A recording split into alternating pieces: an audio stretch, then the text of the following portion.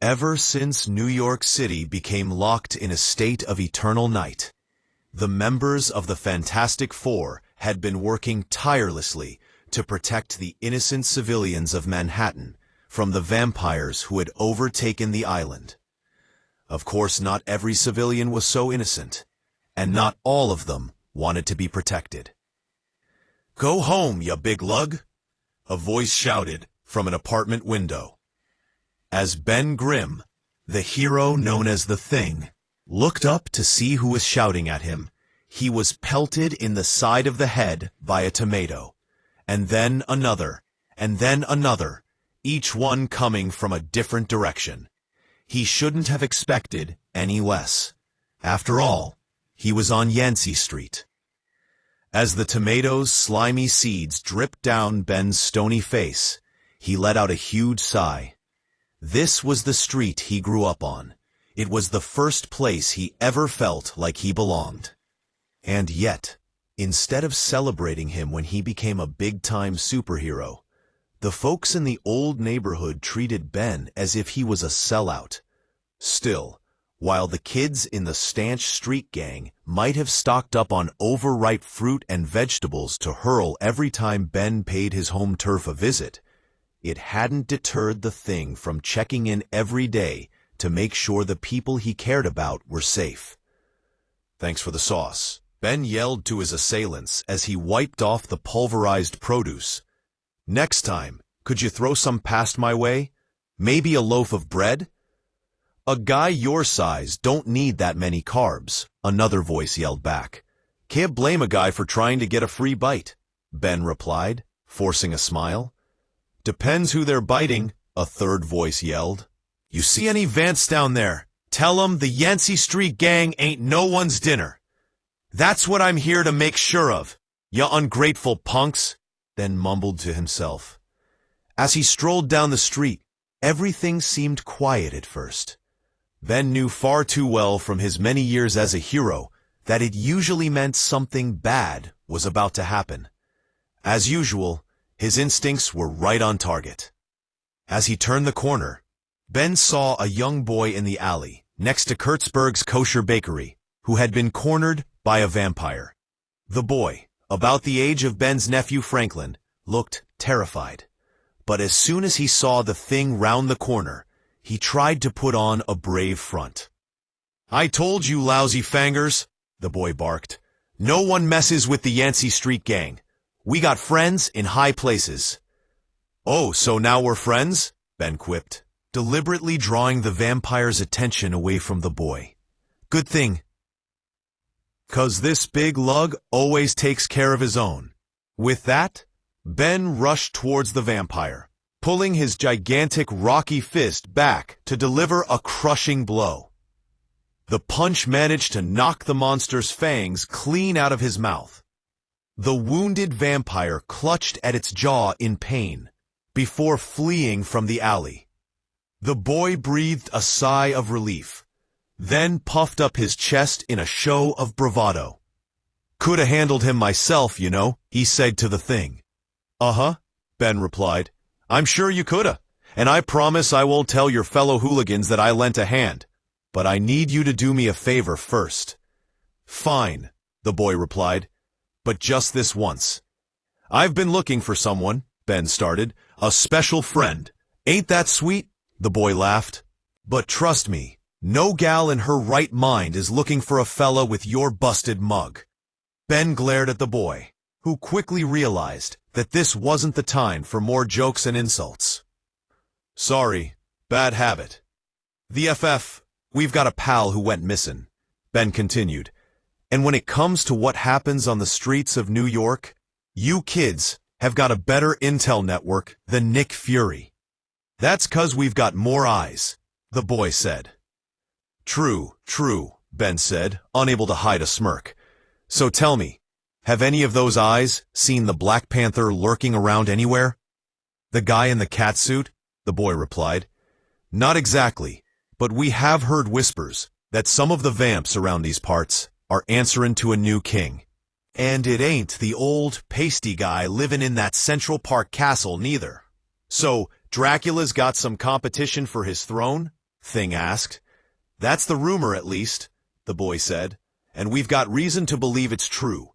My buddy Stanley went on a supply run into the village yesterday and saw a group of fangers all lined up like they were some sort of army. Real organized and disciplined, not all wild and savage.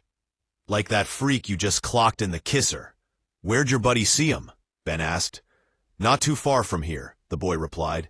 Over in Washington Square Park. Thanks, kid, Ben said, patting the boy on the shoulder with his massive stone hand. You're one of the good ones. Wish I could say the same, the boy said with a wink before running out of the alley toward the safety of his apartment building. Ben couldn't help but chuckle. But he knew things were about to get a whole lot less amusing. When Ben reached Washington Square Park, he was shocked to discover that the young Yancy Street gang member had been telling the truth. There, in the center of the park, was a group of vampires, all practicing fighting moves as if they were running a military training exercise. And Ben had seen their combat style countless times before. These were the same ferocious attacks employed in battle by the Black Panther himself. Normally, if Ben had come across a gathering of vampires this big, he would have rushed into the park with his fists flailing. But this time around, he wasn't looking for a fight. He was looking for a friend. So instead, he watched the vampires complete their training exercise and then followed them as they marched back to a seemingly abandoned building. Once the vampires were inside, Ben knew it was time to make his move. He knocked gently on the door. When there was no answer, he shrugged and knocked it right off its hinges with a single punch. The vampires within immediately turned toward the door and raced toward Ben, their fangs bared.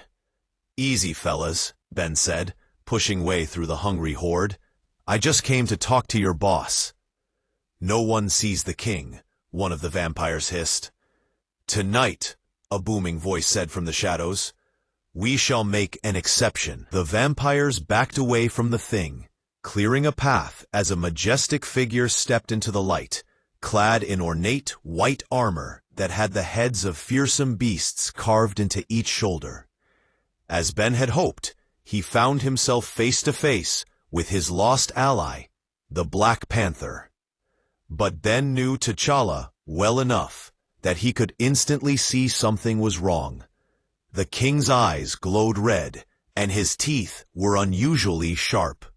Somehow, Ben realized the vampires must have gotten to T'Challa and turned him into one of their own. What a revolting development this is, Ben said as he gazed at his old friend. Indeed, T'Challa replied. I had come from my intergalactic empire to cure this reality of the plague that has befallen it. And yet, I soon found myself to be its next victim. While I was able to survive my initial encounter with the Lord of the Vampires, I had to go into hiding until I was sure I could control the hunger that had overcome me. You should have just come to us, Ben said. Susie makes one heck of a brisket. I could not risk putting my closet allies in danger, T'Challa said. And much to my surprise, I was not alone for long. For some reason, I was able to exert my command over the other vampires I encountered. Soon, I had amassed a small army of loyal followers. Once a king, always a king, Ben mused. Must be in the blood. No pun intended. Actually, it seems my blood is no different than any other vampire, T'Challa said. The power once granted to me by the heart-shaped herb has all but faded. I am but a shadow of my former self without it. Too bad, Ben said. That fancy herb of yours ain't exactly something we can get at the local grocer. Does Wakanda make deliveries? I have lost communication with my empire, T'Challa said, reaching into a pouch hidden in his armor. But I did bring one heart-shaped herb with me on this journey. Then what the heck are you waiting for? Ben asked. I had hoped to give this sample to your teammate, Reed Richards, in order to synthesize a cure for vampirism, T'Challa said. We can always find a way to get more herbs, Ben replied. But you can't be replaced. I'm sure Stretcho would agree. I suppose you are right, T'Challa said, gazing at the herb in his hand, which gave off a gentle purple glow. T'Challa took a deep breath, put the heart-shaped herb in his mouth, and began to chew on its leaves. In mere moments, his eyes began to return to normal, and his fangs began to retract. The curse that had fallen T'Challa was being undone. But the herb had another side effect as well. The vampires around T'Challa all began to sniff at the air wildly, as if searching for the source of something delicious. I feared this would happen, T'Challa said, as his own army suddenly began to turn against him. Dracula suggested that the herb made my blood irresistible to his kind. Then give me some of it, Your Highness, Ben said, and let me handle the rest. I told you, I do not have another herb, T'Challa said as he leapt up into the rafters of the building. Don't need it, Ben replied. All I want is your blood. Hopefully, not as badly as they do, T'Challa mused, as he looked down to see the vampires that he once controlled jumping, reaching towards him in desperation. T'Challa pulled back the armored sleeve covering his forearm, unsheathing the razor-sharp claws on his opposite hand. He did not hesitate as he drew them actors his exposed flesh. Blood began to run from the fresh wound, trickling down onto the thing below. Gotta admit, I preferred the tomatoes, Ben said, as the Wakandan king's blood coated his rocky hide. But if it's your blood these jerks are after, I'll give 'em what they want.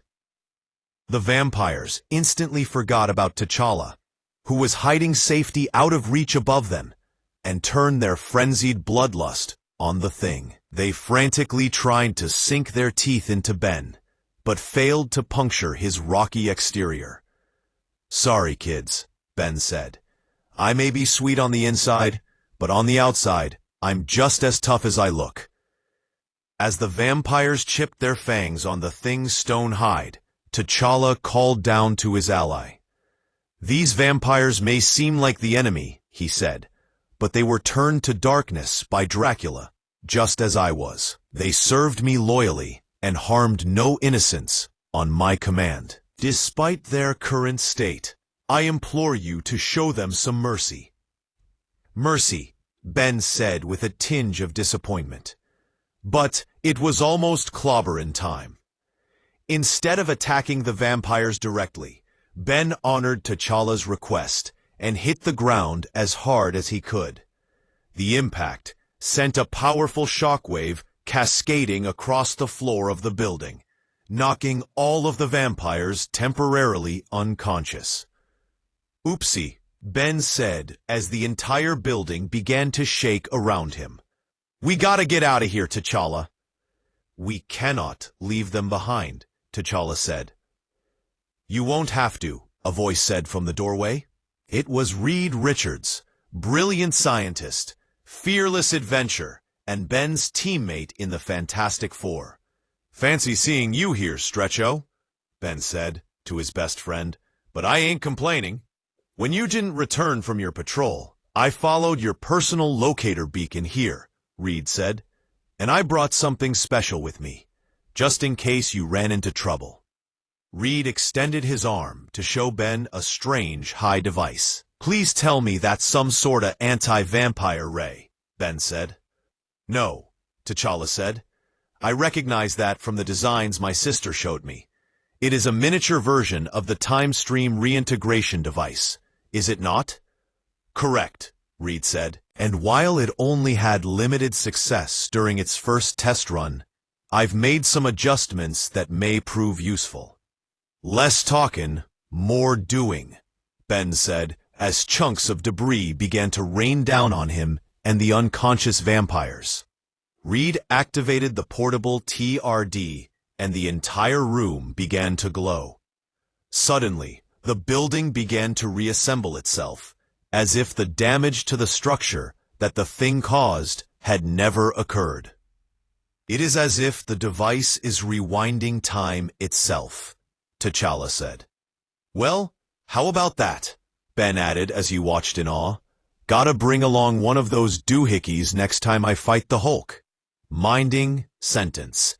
I'm afraid the effects were stronger than you intended, T'Challa said, suddenly grimacing in pain.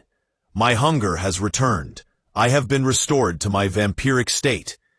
Ain't that a kick in the pants? Ben said. But if you're back to being a vampire again, what did the TRD do to your loyal royal subjects? Ben, Reed, and T'Challa turned to see that what was once a room full of bloodthirsty vampires was now full of ordinary people. They were disoriented and confused, but they were grateful to be human again. You have saved them, T'Challa said. And now, it's time to save you, T'Challa, Reed replied. There is no one in this universe, or any other, that I trust more to do the job, T'Challa said. Ben looked at T'Challa in utter disbelief. After all we've been through? He said. Yeesh, what's a guy gotta do to finally get a little respect?